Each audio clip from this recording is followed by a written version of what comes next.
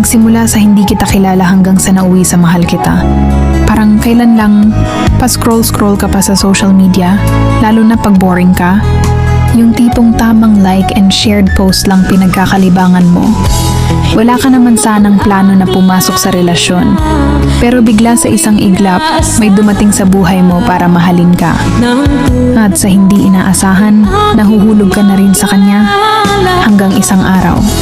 Yung akala mo magiging mag-isa, pero hindi pala, kasi may taong tatanggap sa'yo ng buo.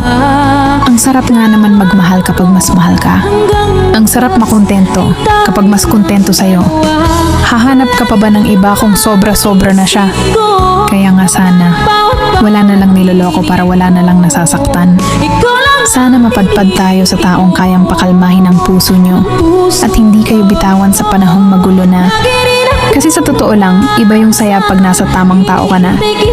Yung tipong kahit hindi mo siya palaging kasama o nakikita, alam mong hindi niya magagawang ipagpalit ka sa iba.